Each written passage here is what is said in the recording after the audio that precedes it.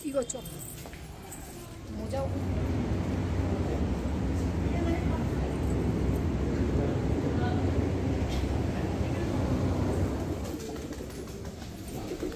না পাতা দেবো।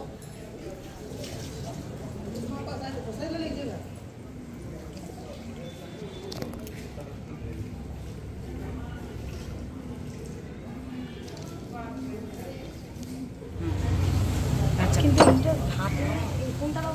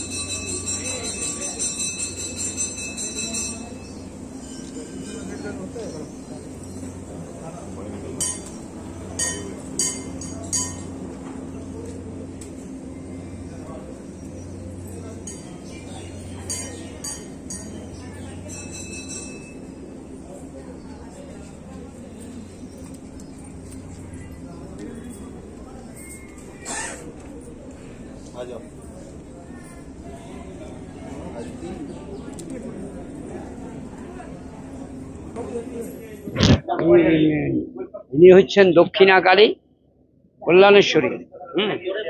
দক্ষিণাকালী কল্যাণেশ্বরী। তখন আজ থেকে প্রায় অনেক দিন আগে, সালটা ঠিক আমার বল্লাল সেন, লক্ষণ সেনের কুলদেবী ছিলেন শ্যামারূপা। সেই শ্যামারূপাই এইখানে প্রতিষ্ঠিত হয়েছে দক্ষিণাকালী কল্যাণেশ্বরী। এর ঘটনা হচ্ছে বল্লাল সেনের, লক্ষণ সেনের আমলে সেই সময় দেবী শ্যামারূপা উদ্বিগ্ন হয়ে ওঠে। উদ্বিগ্ন হয়ে ওঠার পরে আমাদেরই এই যে দেখছেন স্ট্যাচুটা, দেবনাথ দেগরিয়া, ইনি কাপালিক ছিলেন। ইনি একটা কন্যাকে পেয়েছিলেন। সেই কন্যাকে নিয়ে যেয়ে ওই বল্লাল সেনের কাছে রেখে দিয়েছিলেন। বললে একে তুমি পালন করো। সেই কন্যাকে পালন করার জন্য রেখে দিয়েছিল। ইতিমধ্যে বল্লাল সেনের তখন হয়ে ওঠে নিয়ে, তারপর তখন বল্লাল সেনের সঙ্গে যুদ্ধ হয়। এখান থেকে দুর্গাপুর নাম শুনি, দুর্গাপুরের গড় জঙ্গলে একজন খুব দুর্ধর্ষ লোক ছিলেন, তার নাম ছিল ইচ্ছাই ঘোষ। ইচ্ছাই ঘোষের সঙ্গে বিরাট সংঘর্ষ বাঁধে লক্ষণ সেনের। রাজা লক্ষণ সেনকে বারে হারিয়ে যাওয়ার ফলে তখন ওকে ওই শ্যামারূপা স্বপ্ন দিলে যে তুমি যদি কাশীপুর কাশীপুর মানে হচ্ছে পুরুলিয়া ডিস্ট্রিক্টে পঞ্চকোট রাজের সাহায্য লাও কল্যাণী প্রসাদের, তাহলে তোমার এই যুদ্ধে জয়লাভ হতে পারে। তো তখন ওই লক্ষণ সেন ওই কাশীপুর মহারাজার সাহায্য নিয়ে এবং ঘোরতর যুদ্ধ বাঁধে ইচ্ছাই ঘোষের সঙ্গে লক্ষণ সেনের। সেই যুদ্ধে মাও এর বিরাট ভক্ত ছিলেন ইচ্ছাই ঘোষ। তো ইচ্ছাই ঘোষকে বললেন যে তুমি এই যুদ্ধে যাস না, এই যুদ্ধে তুই যাস না। কিন্তু ও মানেনি। তখন ইচ্ছাই ঘোষের সঙ্গে লক্ষণ সেনের ঘোরতর যুদ্ধ হয়ে ইচ্ছাই ঘোষ পরাজিত হয় মানে ইচ্ছাই ঘোষ মারা যায়। তারপরে তখন ওই যে কন্যাকে মানুষ করেছিল ওর নাম ছিল কল্যাণী, আর কাশীপুর যে মহারাজ তার নাম ছিল কল্যাণী প্রসাদ।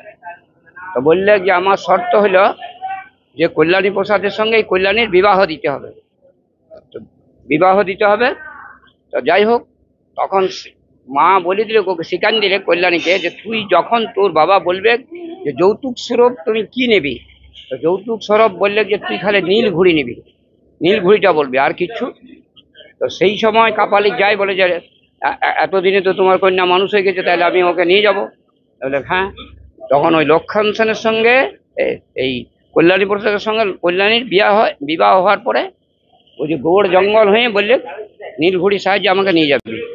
নীলঘুড়ির সাহায্যে তখন মাকে নিয়ে আসে। আমাদের এইখান থেকে 3 কিলোমিটার কি 4 কিলোমিটার হবে, এখন চলতি নাম শবনপুর, ওর নাম ছিল স্বপ্নপুর। তা সেইখানে মা ওকে প্রতিশ্রুতি দিলে দেবনাথ দেওঘরিয়াকে, যে যদি এখানে কোনো বাচ্চা বা ঢেকির আওয়াজ শুনি তাহলে আমি এখান থেকে চলে যাব। ওটা মায়ের ছলো না, তখন তো ঢেকি ছাড়া অন্য কোনো যন্ত্র ছিল না।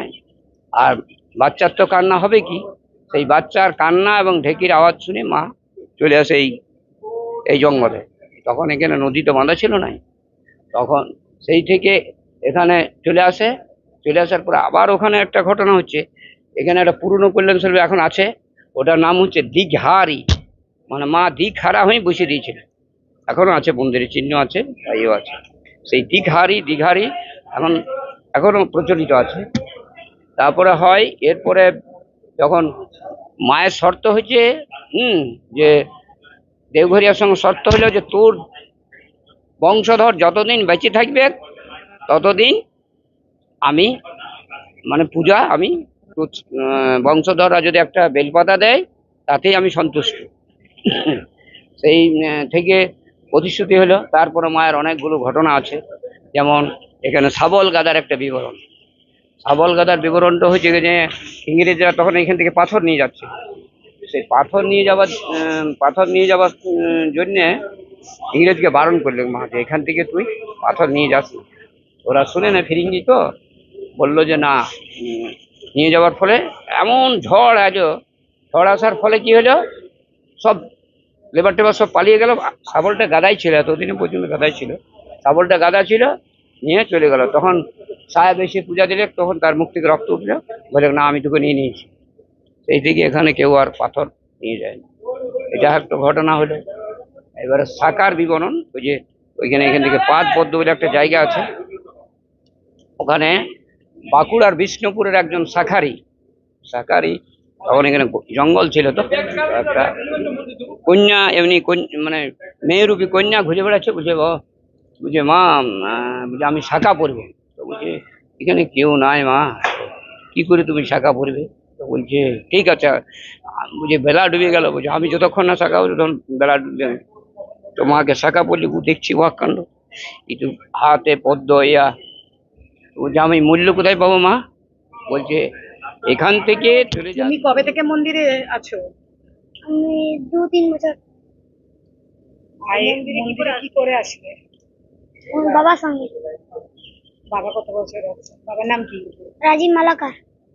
পড়াশোনা করো? 5 ভগবানের Asansol old station high school. পুজো করতে ভালো লাগে? হ্যাঁ।